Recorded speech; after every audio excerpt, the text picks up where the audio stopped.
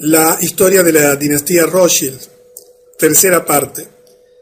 Vamos a cubrir en esta tercera parte un periodo de unos 50 años aproximadamente, poquito menos.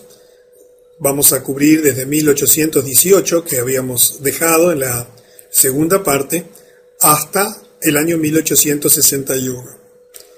Debemos comprender que la dinámica de los hechos, en la medida que avanzan y nos acercamos a nuestro tiempo, tiene periodos de acontecimientos extraordinarios, llamativos, sorprendentes, y tiene también periodos de preparación o periodos en los que las cosas no salían exactamente. Recordamos de la segunda parte, por ejemplo, cómo el Congreso de Viena fue un intento fallido ya de establecer en aquel momento el gobierno mundial, y cómo tuvo la oposición de Rusia, de la familia del zar, que bueno, después veremos cómo termina esa historia cuando llegamos ya al siglo XX.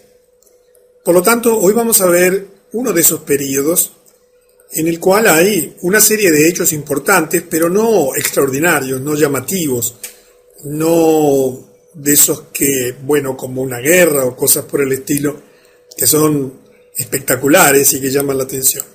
Pero de todos modos vamos a seguir viendo hechos muy importantes que van a ir poco a poco armando el esquema de dominio mundial necesario para establecer un sistema de gobierno mundial con un completo control de toda la humanidad.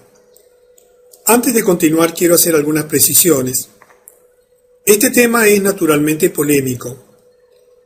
Es un tema que sorprende para quienes no tienen conocimiento de esto.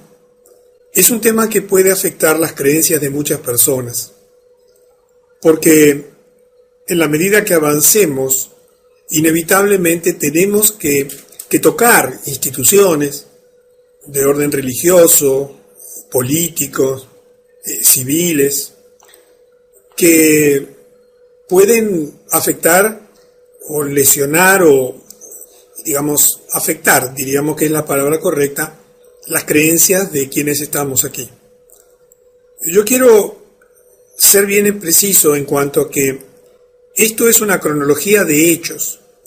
Intento por todos los medios a mi alcance evitar adjetivar, calificar, evitar mi subjetividad, y trato de ser lo más fiel posible a la cronología de los hechos, describiéndolos en sí mismos tal como ocurrieron, cuando los hechos no están totalmente probados o cuando son controvertidos, también lo aclaro. Pero es importante que comprendas que aquí no hay juicio para ninguna persona. Nosotros debemos amar a todas las personas por igual, independientemente de su raza, de su religión, de su posición política, de sus creencias. Distinto es con las instituciones.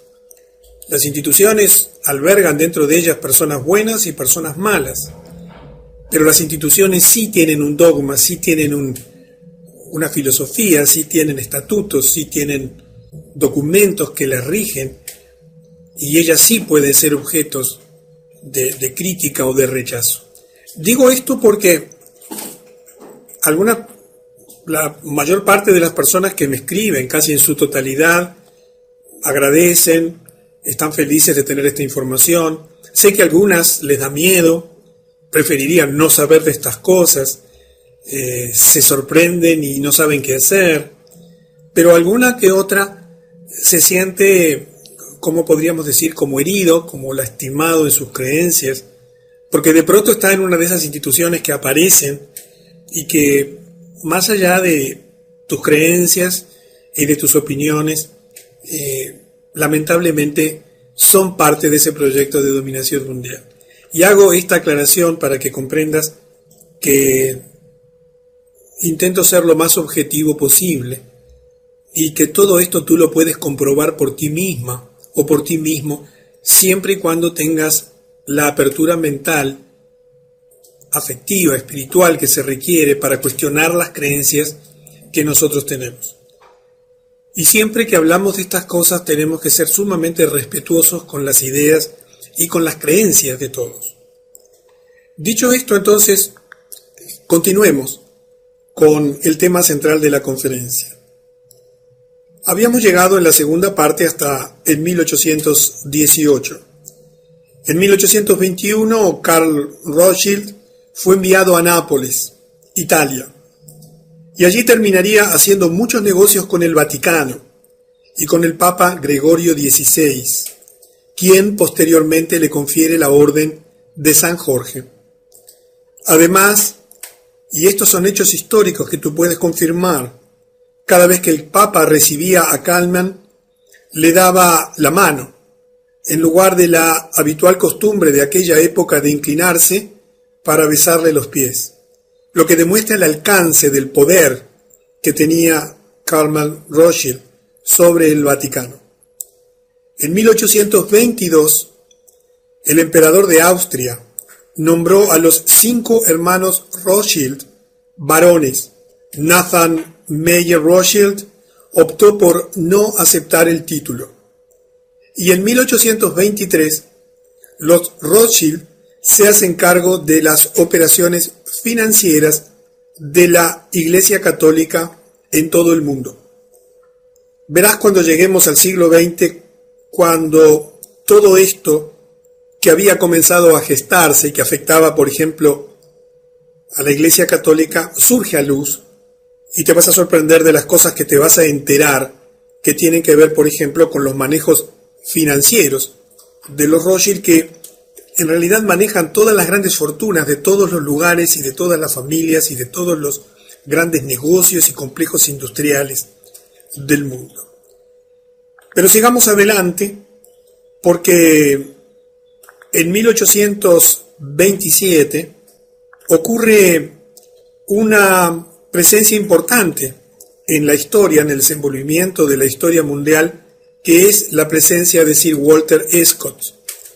Él publica una obra maestra muy conocida, 9 volúmenes, sobre la vida de Napoleón. Y en el volumen 2, él afirma que la Revolución Francesa fue planeada por los Illuminati, Adam Weishaupt, y que fue financiada por los cambistas de Europa, los Rothschild. Observa la importancia de esta afirmación, que coincide perfectamente con lo que habíamos comentado anteriormente respecto de la Revolución Francesa. Y fíjate qué diferente es la historia que nos han enseñado y te han enseñado en el liceo, en la escuela, cuando se habla de los orígenes y de las causas y del desenvolvimiento, por ejemplo, de la Revolución Francesa. Y ahora llegamos a un acontecimiento muy importante dentro de la historia de los Estados Unidos y del desenvolvimiento moderno de todo este tema de las finanzas en el mundo. En 1832, el presidente Andrew Jackson, el 7º presidente electo de los Estados Unidos, que actuó como tal desde 1829 hasta 1837, dirige la campaña para su segundo mandato en el cargo bajo el lema Jackson y ningún banco. Esto es en referencia a su plan de tomar el control del sistema del dinero americano para beneficiar al pueblo estadounidense y no para la especulación de los Rothschild.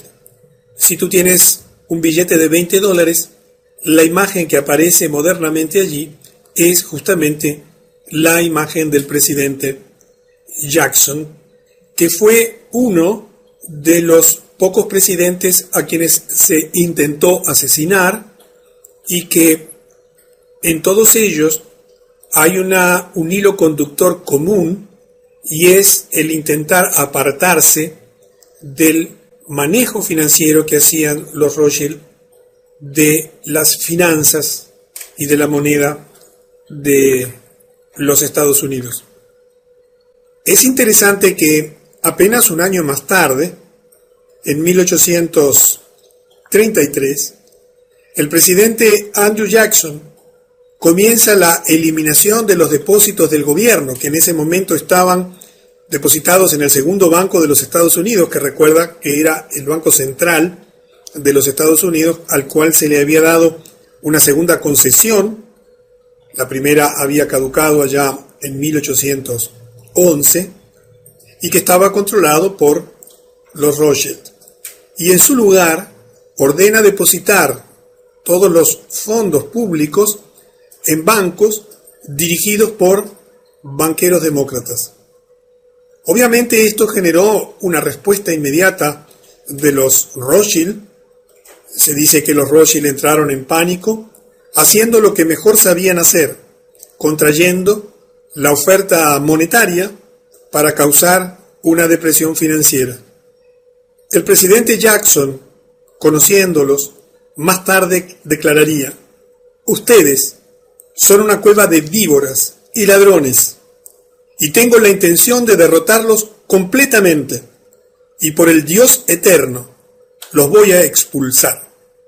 Esto es historia, son datos confirmados, cosas que tú puedes verificar que ocurrieron en ese tiempo y que realmente tuvieron una importancia trascendente, no solamente por lo que ocurrió puntualmente en su tiempo, sino para ayudarnos a entender la verdadera lucha por el poder que existe detrás de los gobiernos y particularmente en la potencia mundial angloamericana. En 1834, los Illuminati toman una decisión muy importante, que es nombrar al líder revolucionario italiano Giuseppe Mazzini, seleccionado para dirigir su programa revolucionario en todo el mundo y actuar en esa capacidad hasta su muerte en 1872. Seguramente en tu país o en tu ciudad debe haber algún monumento allí en honor a Giuseppe Mazzini, alguna cuadra, alguna calle que lleva su nombre. Este fue un personaje importantísimo porque tenía como tarea principal coordinar la exportación de toda esta revolución Illuminati al resto del mundo. Es famosa su carta al clero italiano, una carta que hoy es de dominio público, que la puedes encontrar en internet, totalmente escrita en italiano, en la cual en 24 carillas él hace reflexiones muy interesantes sobre el clero y la sociedad, sobre las ideas de los Illuminati en relación al comportamiento de la Iglesia y demás, que verdaderamente son un documento histórico absolutamente trascendente. Y vemos cómo poco a poco los Illuminati van instrumentando todas las instituciones, todas las herramientas, todos los organismos, todos los mecanismos financieros necesarios para ir extendiendo a todo el mundo su proyecto de dominación mundial. Y llegamos a 1835, un año muy importante, porque el 30 de enero un asesino intenta disparar al presidente Jackson, pero milagrosamente luego de 2 intentos el asesino falló. El presidente Jackson declararía más tarde que él sabía que los Rothschild eran los responsables del intento de asesinato. El asesino Richard Lawrence, que fue declarado no culpable por razón de locura, más tarde se jactaría que los poderosos de Europa lo habían contratado y prometido protegerlo si era capturado. Verás que en esta tercera parte de la dinastía Rothschild terminamos justamente con Abraham Lincoln, el 16º presidente de los Estados Unidos, que sí fue asesinado. Verás en conferencias futuras que John Fisher Kennedy, que también fue asesinado, tenían los tres, a pesar de que Jackson falló el intento de asesinato, raíces comunes: la determinación de la emisión de la propia moneda de los Estados Unidos por parte del gobierno. En la medida que avanza el tiempo, se va extendiendo la influencia también a las esferas industriales. Y comienzan, como ya vimos en la conferencia anterior, el dominio por parte de los Rothschild de industrias claves en el desarrollo del poder militar, en el desarrollo del poder industrial, de la tecnología. Y así, en ese mismo año, en 1835, los Rothschild adquieren los derechos sobre las minas de azogue de Almadén, en España. En su momento, en esa época, fue la concesión más grande del mundo por parte del Estado a una empresa privada. Y como el mercurio, el azogue es mercurio líquido, se trata de un componente vital en la refinación del oro y de la plata. Esta concesión les dio a los Rothschild un monopolio virtual, un monopolio de hecho en este mercado. Cuando te pones a analizar, además, el tema del azogue y del mercurio dentro de la alquimia, que es parte de un conocimiento esotérico oculto, te sorprendes de todo lo que hay detrás del mercurio y del azogue. Esta gente, por supuesto, conocía en detalle perfectamente todo lo que este mineral representaba. Por otra parte, fue el primero de los planetas que se denominó con un nombre mitológico. Y la historia continúa. Aparece otro personaje muy importante. En 1836, después de sus años de lucha contra los Rothschild y su banco central en los Estados Unidos, el presidente Andrew Jackson consigue finalmente expulsar a los Rothschild del Banco Central de los Estados Unidos cuando se les niega la renovación de la concesión que se le había otorgado años antes para el segundo banco. Allí comienza un periodo similar a lo que ocurrió en 1812 cuando el fracaso en el Congreso de Viena. Los Rothschild ya querían tener el control total de la emisión de la moneda en los Estados Unidos y demoraron varios años, hasta 1913, cuando fueron capaces finalmente de crear su tercer banco central en los Estados Unidos, la Reserva Federal, que continúa hasta nuestros días. Pero es interesante que en la medida que iban avanzando en su estrategia, frente a cada fracaso aprendían y tomaban acciones y decisiones para no volver a fracasar. Y de ese modo, para garantizar que no se cometerían nuevos errores en el futuro, esta vez pusieron una línea de sangre directa a Jacob Schiff a cargo del proyecto de volver a tomar el control del Banco Central de los Estados Unidos. En ese año muere Nathan Meyer Rothschild y el control de su banco, Rothschild y Sons, Rothschild e hijos, se transmite a su hermano menor, James Meyer Rothschild. Entre los años 1837 y 1841 ocurrieron algunos hechos también significativos. Por ejemplo, en 1837, los Rothschild enviaron a uno de los suyos, a August Belmont, a los Estados Unidos para salvar sus intereses bancarios, derrotados transitoriamente por el presidente Andrew Jackson. En 1840, los Rothschild se convirtieron en los corredores de oro para el Banco de Inglaterra y además instalaron agencias en el extranjero, particularmente en California y en Australia. Y en 1841, el presidente John Tyler, el 10º presidente de los Estados Unidos, que presidió ese país entre 1841 y 1845, vetó la ley para renovar la concesión para el Banco de los Estados Unidos solicitada por los Rothschild. Se dice, y la historia aparentemente así lo prueba, que recibió cientos de cartas en las que se amenazaba con asesinarlo. Y esto es una constante en la historia de los Estados Unidos, esa sórdida lucha por detrás del poder. Porque en realidad, como recuerdas, uno de los Rothschild había declarado: denme el control de la emisión de la moneda de un país y no me importa qué marioneta de turno sea elegida para gobernar.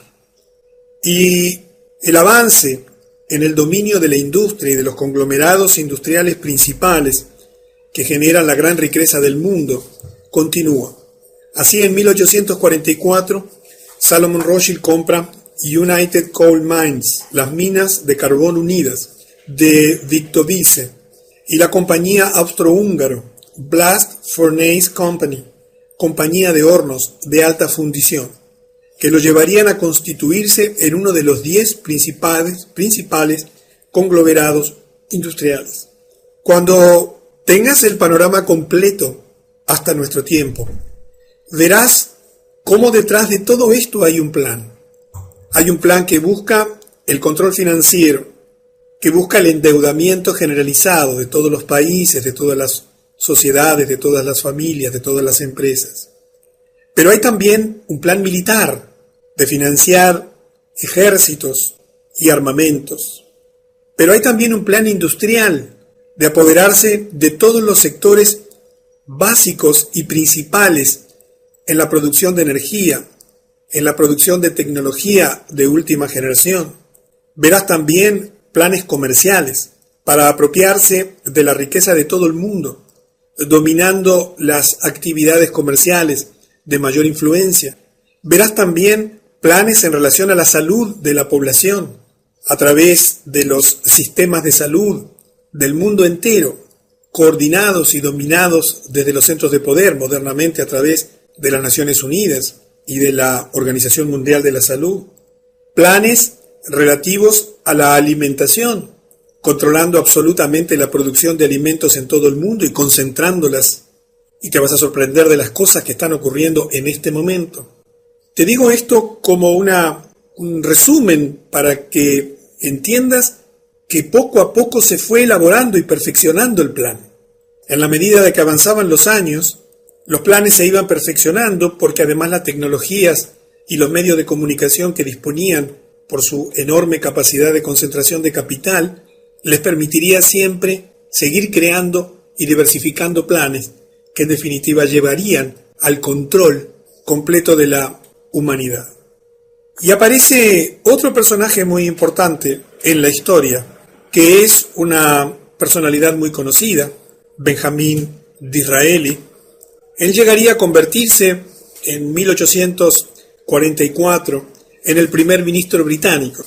2 veces publica Königsberg, en la que caracteriza a Nathan Mayer Rothschild como el señor y maestro de los mercados monetarios del mundo, y por supuesto prácticamente dueño y señor de todo lo demás. Literalmente, con su garantía, sostiene los ingresos de la Italia meridional. Reyes y ministros de todos los países cortejan su consejo y son guiados por sus sugerencias. Benjamín Disraeli era la marioneta, es decir, el primer ministro británico, financiado y puesto en ese lugar de influencia, nada menos que por los propios Rothschild. Y si eso lo miras en lo que está ocurriendo hoy modernamente, también ocurre exactamente en todos los centros de poder principales del mundo. Quienes llegan a gobernar lo hacen justamente por las esferas de influencia que tienen estos banqueros internacionales a través de los mecanismos de financiamiento del poder.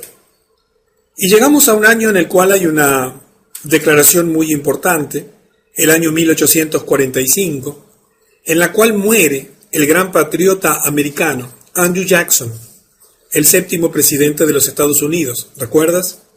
Antes de su muerte, se le pregunta cuál consideraba su mayor logro como presidente.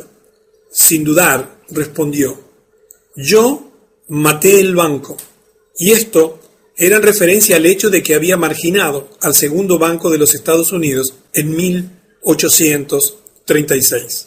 Los hechos cobran sentido y el rompecabezas comienza a armarse cuando te permites avanzar en el tiempo y comienzas a interrelacionar las cosas, porque allí es que la verdad que se ha intentado ocultar a lo largo de los siglos surge a luz en forma absolutamente evidente. En 1845 también, Jacob Meyer Rothschild, quien ya se había casado con su sobrina, recuerda las costumbres de mantenerse dentro de la línea sanguínea, casándose entre primos hermanos, con su sobrina Betty, la hija de Salomón Rothschild. Este hombre Jacob, ahora conocido como el barón James de Rothschild, gana el contrato para construir la primera línea de ferrocarril más importante del país, continuando con la extensión de su imperio económico. Se le llamaba el chemin de fer del norte, el camino de hierro del norte, y corrió inicialmente entre París y Valenciennes, para luego unirse a la red ferroviaria de Austria, construida por su hermano y padre de su esposa, Salomón. Y en la medida que la tecnología avanza, avanza también el dominio de esa tecnología por parte de los Rothschild y las inversiones cuantiosas en todos los sectores generadores de dinero a escala global. En Inglaterra la influencia, ya la sabemos, muy importante desde siempre. En 1847, Lionel de Rothschild, ahora casado con la hija de su tío, Kalman Rothschild, es elegido como parlamentario por la ciudad de Londres, y allí tienes una imagen que ilustra el momento que ingresa para el juramento de rigor. Pero en ese momento de la historia había un problema para este hombre Lionel Rothschild. Él era judío y en ese momento era de rigor un juramento basado en la fe cristiana para acceder al escaño en el Parlamento. Lionel de Rothschild se negó a hacerlo debido a que era judío, y su escaño en el Parlamento quedó vacío sin que nadie lo ocupase durante 11 años, hasta que nuevos tipos de juramentos fueron permitidos. Sin duda que él debe haber sido un representante de incalculable valor para su electorado, por el hecho de que nunca pudo votar un solo proyecto de ley, porque no pudo entrar en el Parlamento, y sin embargo se las arregló para mantener su escaño parlamentario durante 11 años sin ejercerlo. Estamos hablando de la primera potencia mundial en aquel momento, un parlamentario que no podía ejercer su mandato y que sin embargo conservaba el cargo. Y ahora llegamos a un año también muy importante para la historia de la humanidad, que fue 1848. Allí, en ese año, Karl Marx publica el Manifiesto Comunista, Das Kapital. Y es interesante que al mismo tiempo que él trabajaba en esta publicación, Karl Ritter, en la Universidad de Frankfurt, estaba escribiendo la Antítesis, que serviría como base para Nietzsche, el nietzscheanismo. Ritter fue un hombre muy interesante.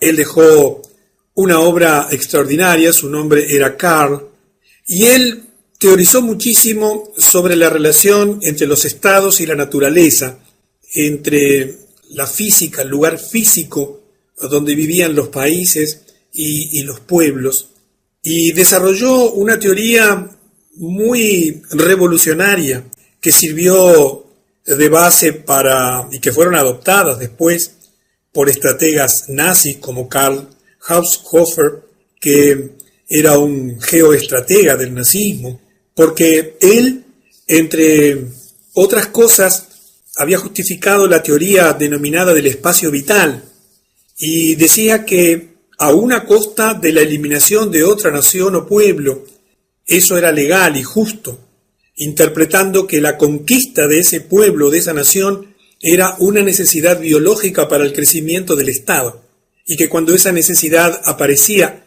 era correcto eliminar otra nación o pueblo. Y eso fue justamente una base del nazismo.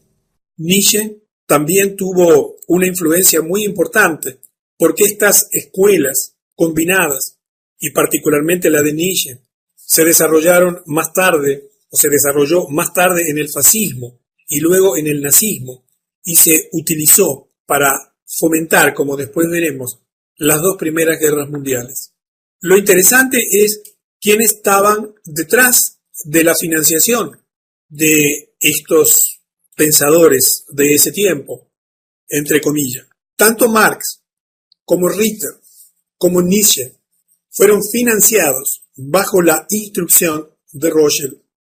La idea, y aquí te recuerdo el año 1776, cuando Weishaupt formula el documento constitutivo, fundacional de los Illuminati. La idea era que quienes dirigen la conspiración global podrían usar las diferencias entre estas ideologías para dividir más y más en grandes facciones a la raza humana. Y mira si lo lograron, dividirla en campos opuestos, de modo que pudieran armarlos luego del lavado de cerebro, para así combatir y destruirse entre sí. Y en particular, con el gran objetivo de destruir todas las instituciones políticas y religiosas. Cuando uno entiende cómo se fueron desarrollando los hechos, cuando uno comprende cómo los medios de información que ya estaban en sus manos, recuerda el dominio de toda la prensa escrita y todos los medios de impresión, las grandes editoriales y demás. Cuando uno comprende ese proyecto de dividir para reinar, de armar a las partes en conflicto, fomentando las peleas y divisiones entre ellos, para que se autodestruyan, uno entiende mucho mejor la historia de estos últimos 2 siglos.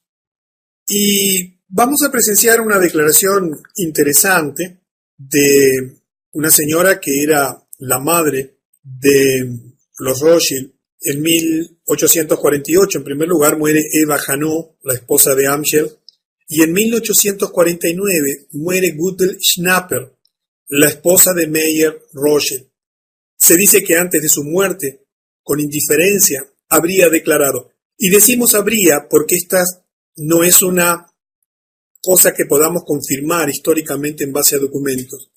Si mis hijos no hubiesen querido guerras, no habría habido ninguna.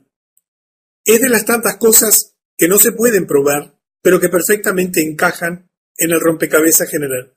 Más allá de ser verdad o no esta afirmación, lo que sí era verdad, indiscutiblemente, y sigue siéndolo, es la capacidad y la determinación para financiar a los bandos en pugna.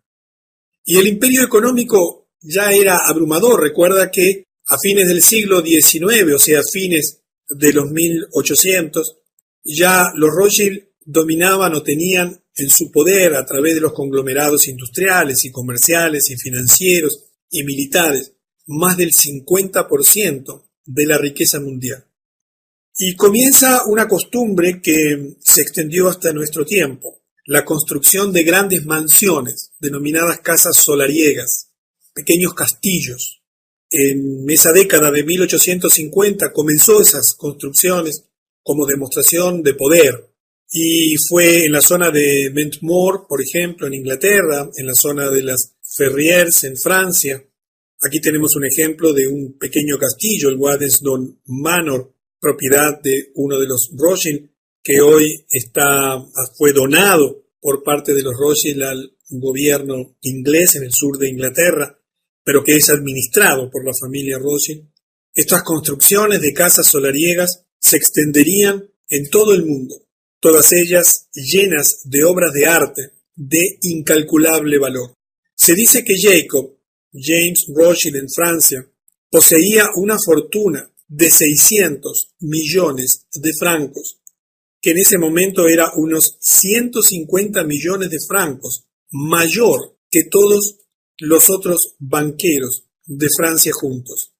Como verás, es un periodo de crecimiento comercial e industrial, además del crecimiento financiero. Los Rothschild comprendían claramente que para poder llegar al control completo de los gobiernos y de la humanidad, necesitaban extender al máximo posible el control de todas las actividades humanas principales. En 1852, Rothschild e hijos comienza el refinamiento del oro y la plata para la Casa de la Moneda Real y el Banco de Inglaterra, y también para otros clientes internacionales. En 1853, Nathaniel de Rothschild, el yerno de Jacob, Santiago, no James, compra el Chateau Brand Mouton, el viñedo Burdeos de Mouton y cambia su nombre a Chateau Mouton Rothschild, siendo hoy una bodega de reconocido prestigio a nivel mundial, inmensamente rica.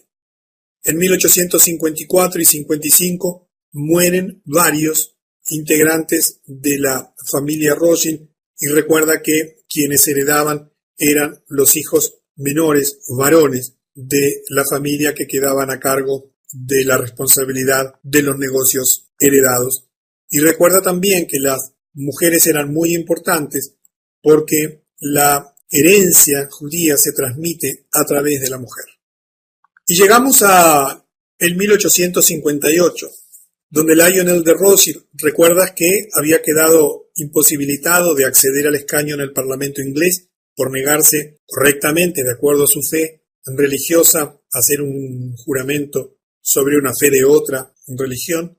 Finalmente toma su escaño en el Parlamento, cuando la obligación de prestar juramento en la verdadera fe de un cristiano es ampliado para incluir otros juramentos habilitantes. Se convierte así en el primer miembro judío del Parlamento británico. Era necesario tener el control o la influencia también en los ambientes políticos principales. Y vamos acercándonos al final de esta tercera presentación. Estamos llegando a un acontecimiento también muy importante en la historia de los Estados Unidos. En 1861, el presidente Abraham Lincoln, el 16º presidente de los Estados Unidos, desde 1860 hasta su asesinato 5 años más tarde, en 1865, se acerca a los grandes bancos de Nueva York para tratar de obtener préstamos en apoyo a la guerra civil de Norteamérica, que en aquel momento estaba desgarrando la nación.